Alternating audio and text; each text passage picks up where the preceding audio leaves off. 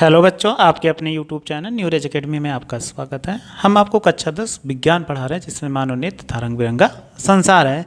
तो ये लेसन आपको पढ़ा चुके हैं, 2 लेक्चर आप पढ़ चुके हैं, 3। इसमें बहुत आसान सा है। आपने पढ़ा कि मानव नेत्र होता क्या है, इसकी संरचना कैसे होती है, ये समझा चुके हैं। फिर इसके बाद आपने पढ़ा निकट दृष्टि दोष, तो उसमें 2 पढ़ चुके हैं, एक निकट दृष्टि दोष और दूर दृष्टि दोष, यानी दोष में।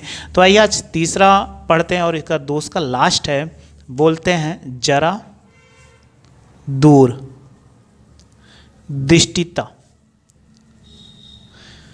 अब ये क्या होता है, इसमें क्या होगा, दोनों दोष होता है। यानी मानव नेत्र के व्यक्ति में जब निकट और दूर की वस्तुएं साफ साफ नहीं दिखाई देती हैं, तभी उनको बोलते जरा दूर दृष्टिता। यानी मानव नेत्र के इस देश में दूर स्थित वस्तुएं तथा निकट स्थित वस्तुएं साफ साफ नहीं दिखाई देती। कारण क्या होता है कि मांसपेशियां ढीली पड़ जाने के कारण। जब मांसपेशियां ढीली पड़ जाती है, ना तो आप निकट की वस्तुएं साफ साफ, आपकी फोकस दूरी समायोजित नहीं हो पाती है, जिससे आपको ना तो निकट की वस्तुएं साफ साफ दिखती है, ना तो दूर की वस्तुएं। मानव नेत्र का वह दोष, इस पे बोलेंगे कि मानव नेत्र का वह दोष जिसमें निकट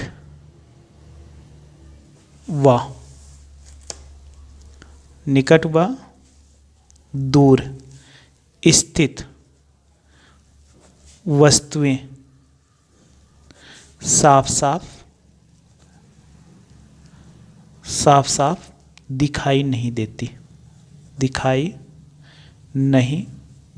हैं। इसका कारण क्या होता है, मांसपेशियां हमारी जो होती है वो ढीली पड़ जाती है। जब मांसपेशियां ढीली पड़ जाती है तो इसकी नेत्र लेंस की जो फोकस दूरी समायोजित नहीं हो पाती। सिंपल सा कह सकते हो दूर दृष्टिता कि मानव नेत्र के दोष में निकट और दूर दृष्टि दोष दोनों आ जाता है। यानी तो आपको निकट की वस्तुएं नहीं दिखाई देंगी और दूर की वस्तुएं भी नहीं दिखाई देंगी, तो हमको आप बोलेंगे उसको साफ साफ नहीं दिखाई देती है, तो उस दोष को जरा दूर दृष्टिता कहते हैं, क्योंकि समंजस क्षमता आपकी क्या होगी, घट चुकी है। इसको दूर कैसे किया जाता है, कारण क्या, मांसपेशियां ढीली हो जाती है, क्योंकि मांसपेशियां जैसे ढीली पड़ जाती हैं तो फोकस दूरी समायोजित नहीं हो पाती। इस दोष को दूर करने के लिए चश्मे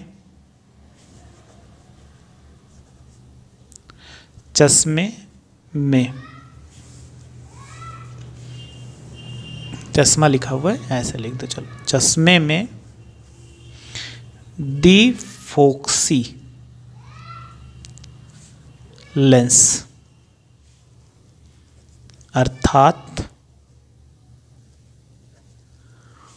ऊपर की ओर अवतल लेंस तथा नीचे की ओर उत्तल लेंस का प्रयोग किया जाता है। यानी इस दोष को दूर करने के चश्मे में डिफोक्सी लेंसों का प्रयोग किया जाता है। डिफोक्सी लेंस मतलब हो जाएगा ऊपर की ओर जो रहेगा वो अवतल लेंस, नीचे की ओर क्या रहे, उत्तल लेंस। बस इतने आपको इसमें चित्र उतना ही बनाना है कि चित्र बनाना है। अगर आपसे पूछा, इसीलिए पेपर में बहुत कम ही पूछा जाता है या पूछा ही नहीं जाता, कभी बाई चांस थोड़ा सा पूछ लिया गया तो आप याद रखना, जरा दूर दृष्टि, निकट और दृष्टि दोष दोनों दोष आ जाते हैं, तभी हम क्या करते हैं, इसको जरा दूर दृष्टि से, इसको दोनों दोष में अवतल और उत्तल लेंस बस ऐसे प्रयोग कर दोगे। यानी डिफोक्सी या उत्तल लेंस अवतल लेंस प्रयोग किया जाता है, यानी ऊपर की ओर अवतल लेंस और नीचे की ओर उत्तल लेंस। अब आइए इसमें पढ़ते हैं प्रकाश का वर्ण विक्षेपण। अब ये क्या होता है, ये भी इंपॉर्टेंट है। प्रकाश का वर्ण विक्षेपण। वर्ण विक्षेपण का मतलब होता है, इसी को प्रक्षेपण भी बोलते हैं, विक्षेपण को। वर्ण का मतलब रंग होता है, यानी कलर। तो आपने सुना भी होगा, इंद्रधनुष देखे भी होंगे, अगर देखे हैं तो सूर्य के जो प्रकाश में वो 7 रंग होते हैं। उन्हीं को क्या करते हैं, विक्षेपण का मतलब अलग होना। तो सूर्य की प्रकाश किरणें जब किसी प्रिज्म से गुजरती है तो वह 7 रंगों में विभक्त हो जाती है, या अपने रंगों में विभक्त होने की प्रक्रिया को वर्ण विक्षेपण कहते हैं। ऐसे भी लिख देते हैं, श्वेत प्रकाश के, श्वेत प्रकाश है उस जब किसी प्रिज्म से गुजरता है या श्वेत प्रकाश के अपने समस्त रंगों में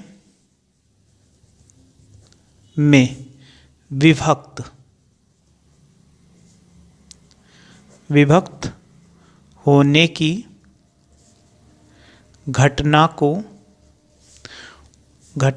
रहेगा वर्ण विक्षेपण कहते हैं। यानी सूर्य के प्रकाश को जो होता है उसमें 7 रंगों में विभक्त होने की घटना को वर्ण विक्षेपण कहते हैं, या अपने समस्त रंगों में विभक्त होने की प्रक्रिया को क्या बोलते हैं, वर्ण विक्षेपण कहते हैं। अब वर्ण विक्षेपण कैसा होता है, कैसे प्रकीर्णन होगा, तो आइए इसी को बना के समझते हैं। तो एक प्रिज्म बना लेते हैं। प्रिज्म क्या होता है, याद रखना, एक पारदर्शी माध्यम होता है, जैसे कांच, यानी कांच का एक पृष्ठ होता है। तो एक हम आपको ऐसे समझा रहे हैं, तो ये प्रिज्म हो गया। प्रिज्म जो होगा इसमें वो त्रिकोणीय होगा, आयताकार भी होता है। तो यह पंचम, ये ABC कोई प्रिज्म हो गया। अब प्रिज्म में दो फलक का मतलब इनके बीच ये बना कोण है, ये नीचे का आधार हो गया। अपवर्तन जो होगा इससे और इस फलक से होगा, याद रखना। तो प्रिज्म में क्या होता है, एक त्रिकोणीय आकृति की जैसा, जिसमें क्या होते हैं 1 2 3 फलक होते हैं, और इन फलकों के बीच बना कोण प्रिज्म का कोण कहलाता है। तो ये प्रिज्म कोण हो गया। अब आइए इसमें समझते हैं कि फिगर कैसे बनेगा। सबसे पहले कोई प्रकाश किरणें आएगी, जैसे कहीं दूर स्थित है, उससे चलने वाली प्रकाश किरणें यहाँ से गई, ये प्रकाश किरणें आ गई, मतलब श्वेत प्रकाश। अगर आप देखना चाहो प्रिज्म आपके पास होगा तो उससे आप देख सकते हो श्वेत प्रकाश है। ये प्रकाश किरणें आई तो 7 रंगों में विभक्त हो जाता है। अब 7 रंग में कौन कौन से होंगे वही आपको बताना है।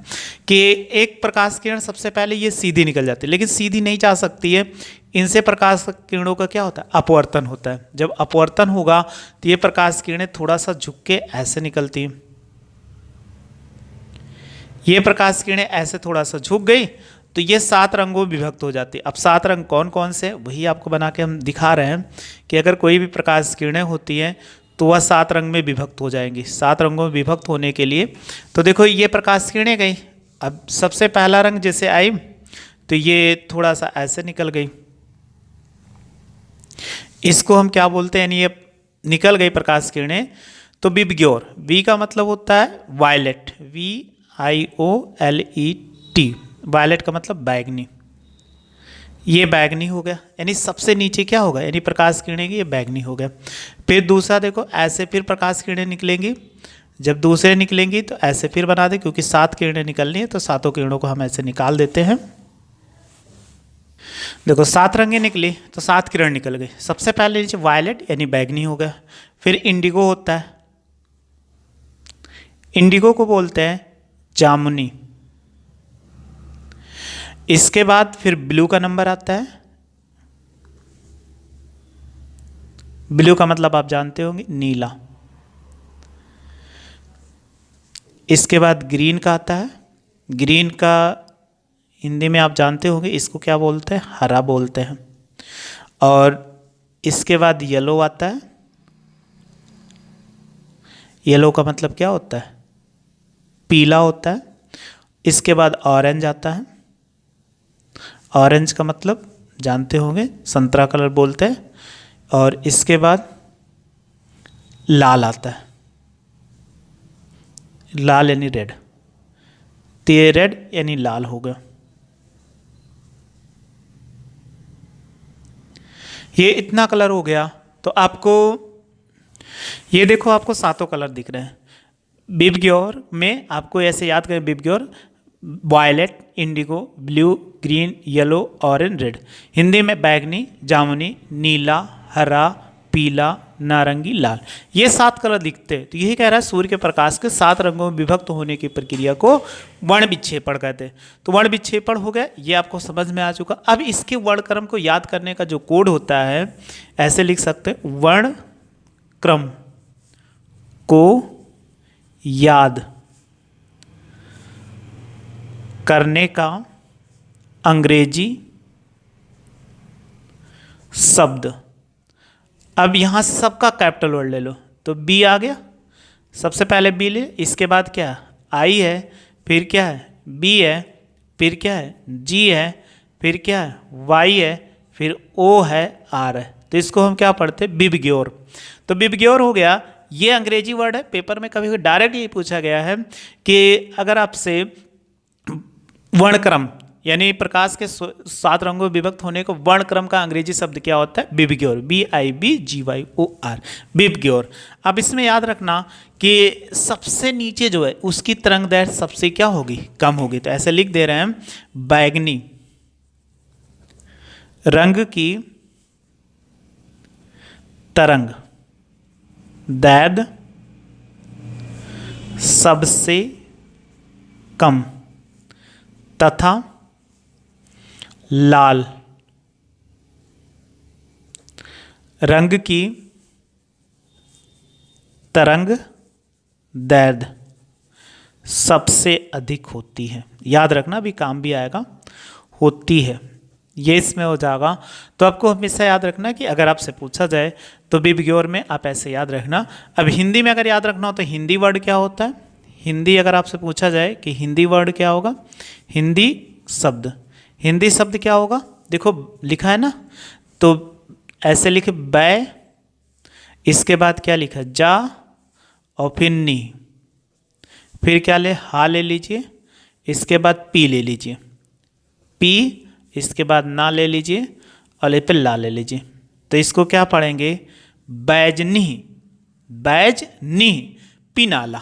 तो ऐसे भी आपको इंग्लिश वर्ड भी याद हो गया, और हिंदी वर्ड आपको याद करना चाहो तो बैगनी, जामुनी, और इसके बाद नीला, हरा, पीला, नारंगी, लाल।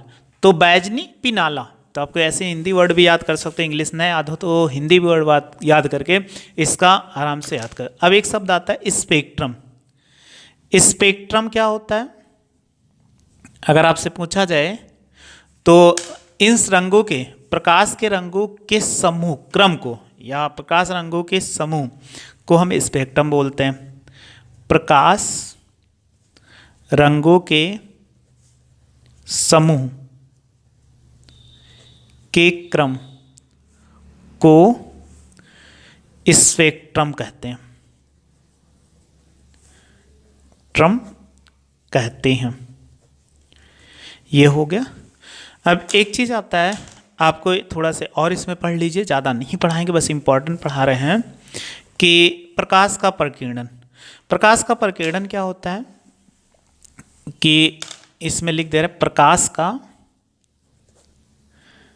प्रकीर्णन। अब प्रकीर्णन क्या होता है, प्रकीर्णन का मतलब फैलना होता है। तो जब सूर्य प्रकाश किसी वायुमंडल में पहुंचता है, वायुमंडल में पहुंचने के बाद उसमें धूल के कारण गैस, अन्य अशुद्धियां मौजूद होती हैं, जिसको प्रकाश किरणें अवशोषित करके सभी दिशाओं में फैल जाती हैं, और फैल जाने की घटना को हम क्या बोलते हैं, प्रकाश का प्रकीर्णन। यानी ऐसे लिखेंगे, जब सूर्य का प्रकाश वायु मंडल में पहुंचता है तो धूल कण, गैस, धूल कण, गैस, वायु बोल सकते हो, आदि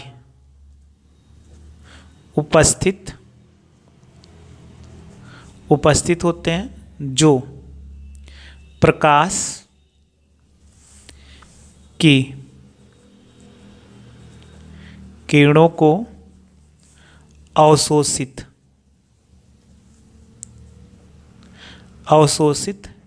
करके सभी दिशाओं में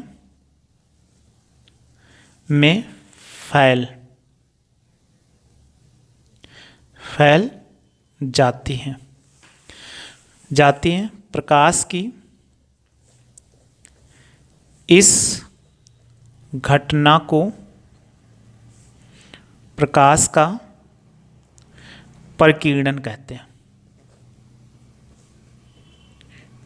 हैं। अब आपको समझ में आ गया प्रकीर्णन क्या होता है। इनके कारण सबसे पहला, इसके अगर आपसे पूछा जाए उपयोग कहाँ कहाँ पे होता है, कि खतरे का सिग्नल लाल होना, खतरे का सिग्नल लाल होना। क्यों? क्योंकि जब कोई प्रकाश किरणें वायुमंडल में पहुंचती हैं तो अभी हमने बताया कि बैंगनी रंग का प्रकाश की तरंगदैर्घ्य सबसे कम होती है, इसलिए इसका प्रकीर्णन सबसे अधिक होता है, ये सब फैल जाती हैं।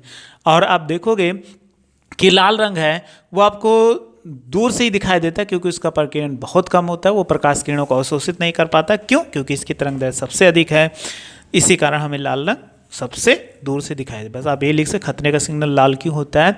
क्योंकि लाल रंग के प्रकाश का प्रकीर्णन बहुत ही कम होता है अन्य रंगों की अपेक्षा। कारण क्या है? इसकी तरंगदैर्घ्य अधिक है।